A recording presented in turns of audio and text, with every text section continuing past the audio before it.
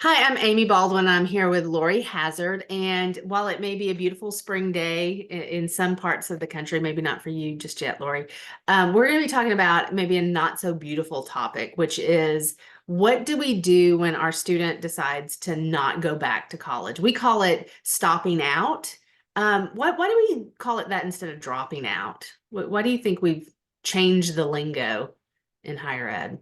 Yeah, I think the purpose of changing the lingo is that if you do decide to stop out, it doesn't mean that it has to be permanent, right? Dropping out, I think that terminology was more associated with you're done, you're not going to go Yeah, back. But I think yeah. stopping out, and students stop out for a variety of reasons, right? A family member has health issues, they have to take a semester off, they themselves have health issues. Maybe they have to stop out to work for a bit to refill their nest egg so that they have tuition money. Mhm. Maybe they're burnt out and just need a break. So there are so many reasons why students might stop out for a semester. And I think you were kind of referring to the not so beautiful part of it. Maybe they're stopping out because they were in academic difficulty and were dismissed. So they were forced to stop out by their institution. Yeah, I was thinking more of that sometimes there's shame around this too, that we feel like you didn't continue, you had to stop, that there's something wrong with you. And there's a lot of shame, and I hope our conversation today takes that shame away because when you were talking, I had a memory of the when I learned that my dad stopped out. He's a first generation college student, had no clue that he had went a semester, stopped and paid, worked to pay for the next semester. And so, back in the 60 late 50s, early 60s, he was, a typical college student, which is it took him 6 years to complete. So it's not unusual.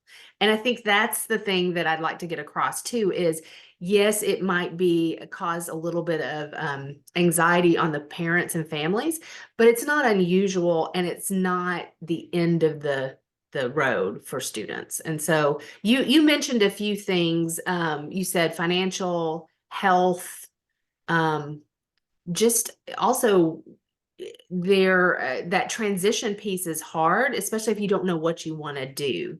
What other things have you seen students kind of wrestle with that lead them to this conversation? Should I go back or should I stop out for a while?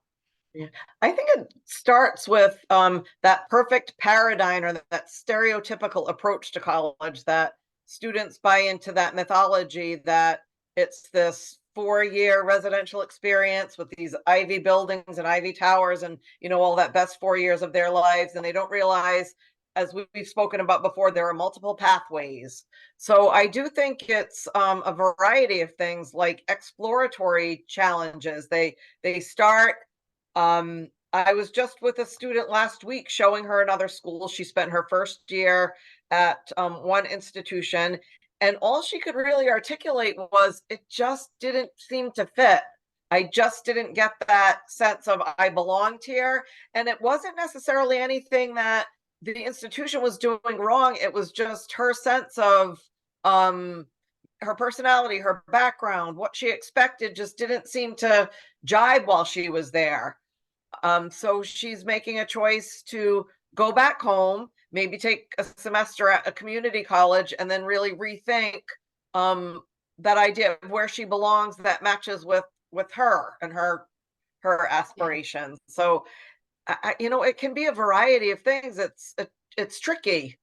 Yeah. There's another piece of this, and your explanation or your story just reminded me too that I don't think we've added yet, which is sometimes the distance is the problem. And I think back to my daughter who wanted to go far, far away, thousands of miles away. And we encouraged that, we supported that. She did not go for financial reasons. It just wasn't, a sound financial decision for our family. But looking back, knowing her now and how her experience went, we realized that had she gone away, she probably would not have stayed and would have come back just because I don't think she realized the distance.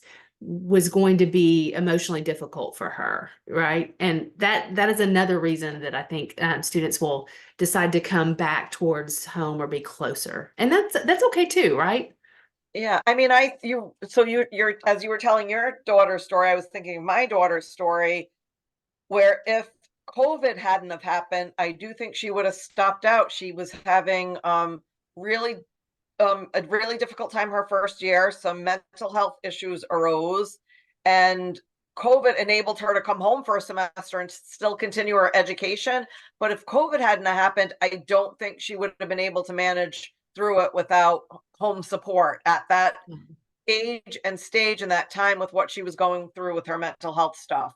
And so she was Yeah. able to graduate in 4 years because of COVID, right? Which is, Yeah.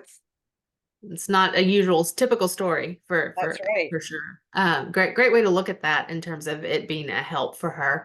Um, so we know there are a variety of things. There should not be any shame in any part of it, I think. If a student is cognizant of the fact that they are just not feeling that they're going to be productive or successful or happy, um, moving, staying where they are, what can parents and families be doing, or what do they need to be thinking about? Because I'll be honest with you, if I hadn't been doing this work for 30 years, I think I would have pushed my kid to stay, and just said, you just work through it. It's temporary. You can get, past it. So I guess I've got a couple of questions here. One is, how do you know when it's just a phase and it's something they could work through, and when it is serious enough that you all probably need to have a conversation and make a plan? Yeah. I mean, I think um what you were mentioning is you really need to know your student, right? So, and how far to push them, right? So, for some students and their personalities, and you know them from growing up and you've seen them in different transitions, that if you push them, they're either going to retreat, or if some of them need that little push and they'll grab on and stay. So I think you have to kind of, as a parent, be willing to be flexible, that if they do make the decision because, for example, their stress tolerance can't manage through um whatever emotional stuff they're going through, right? If they can't manage through that and cope, and it becomes too much and they make the decision to come home, as a parent, you have to just be supportive and flexible with that. And of course, all of this is easy to say, right, if financial issues aren't involved, because that has to be taken into consideration as well. And as we know, the way colleges and universities work, depending on when a student decides to stop out, the extent to which students will get refunds with their tuition. So you may want to push them to stick it out for the semester, Mhm. right? So you don't lose that tuition Mhm. money.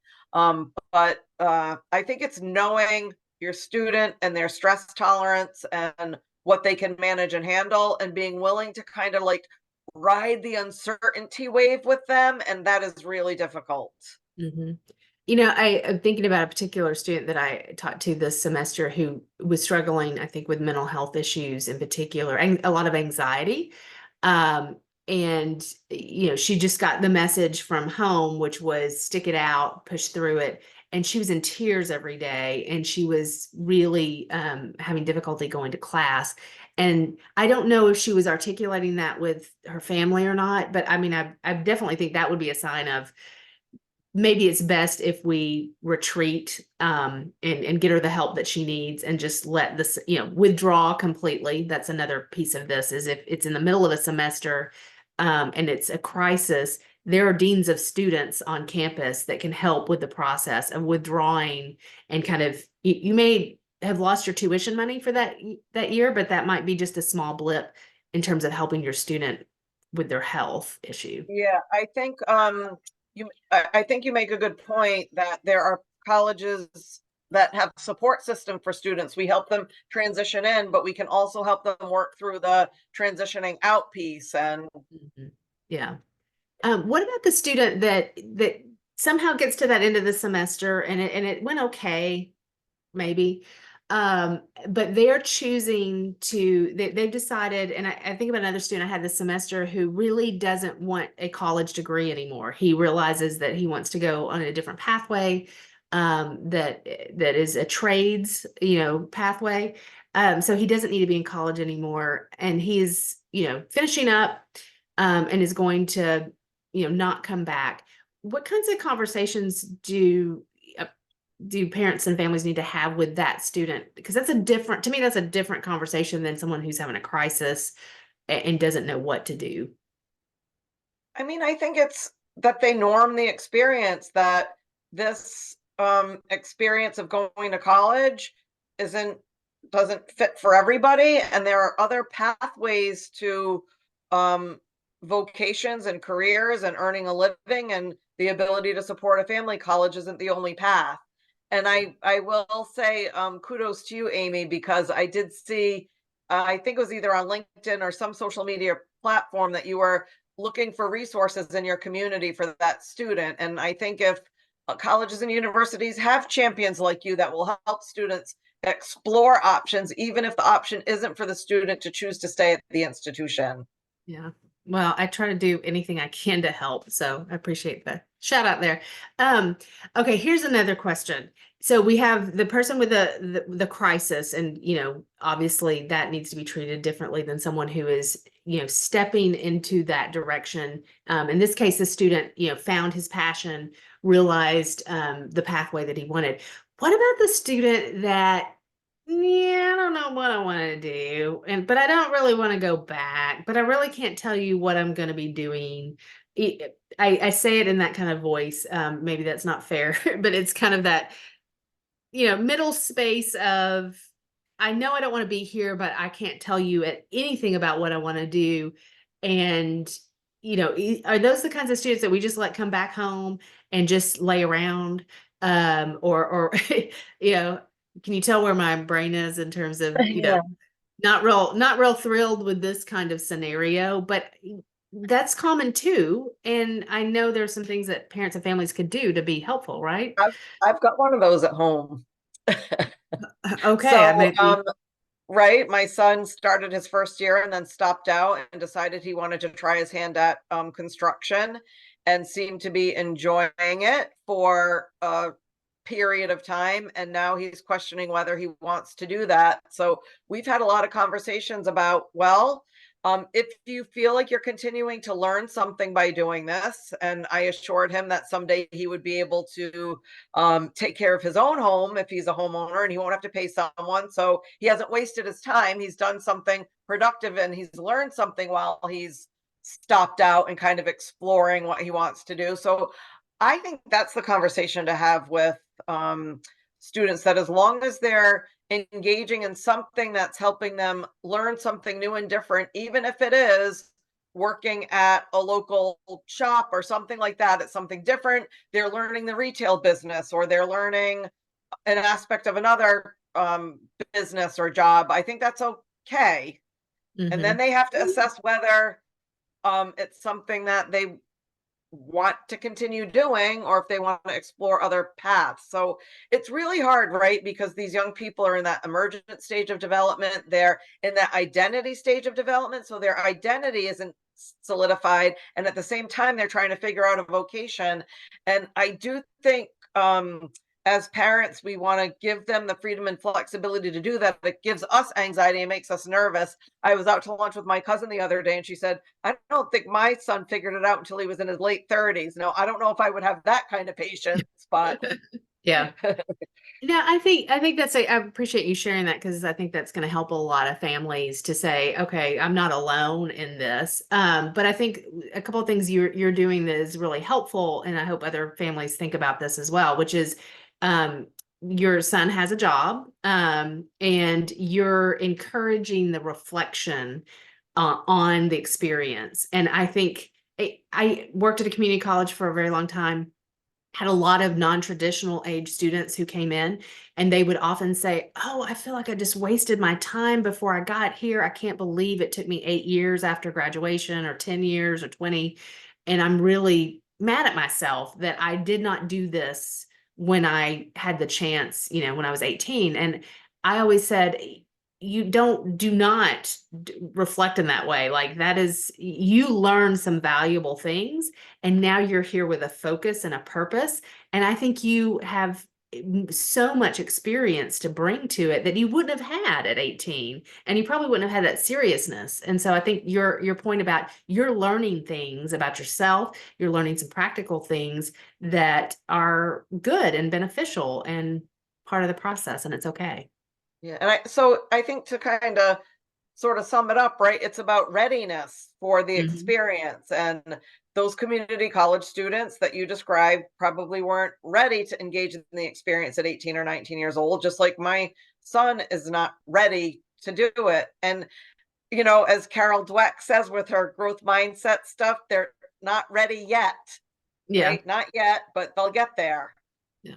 So do you I'm talking, speaking of wrapping it up, do you suggest that, talking with the student, working through a plan is ideal, right? Like, what are you going to be doing if you're not in college? Let's talk that through. But do you also recommend maybe therapy as well? Because I think there's some students that, and I don't necessarily mean that they're in a crisis mode, but might need another voice kind of coaching them through the thinking process and what they want and how to get there. Is that ever in I your mean, I think, toolbox? I mean, my background is in counseling, so I would advocate for therapy for any reason when you're kind of sorting out um, dilemmas or difficult situations or conflicts. To have somebody give you objective, reflective feedback is really powerful. Yeah. And if therapy is not the pathway, maybe a mentor, finding someone who, again, not the parent, but an adult who could say, hey, I did this and, I turned out fine. And if you just start here and make a plan and figure out what you like, then you Yeah, I can, have been doing that with my son. I've been saying, well, talk to this person or that person and go out to lunch with this person and that person and just do a little informational interview so he gets exposed to different vocations. yeah, and different perspectives too, because Yeah. sometimes even though we know best, right, as parents, they don't always listen. Well, so thank you for sharing some of the personal stuff. I just want people to normalize the process. It happens, it's okay. And as long as you have some clear communication and you have some strategies or some resources, either in the community or in your family or on campus, your student will get through and will be fine. They will be fine, right? That's the bottom line, Right. right? They will That's be right. fine. All right. Thank you.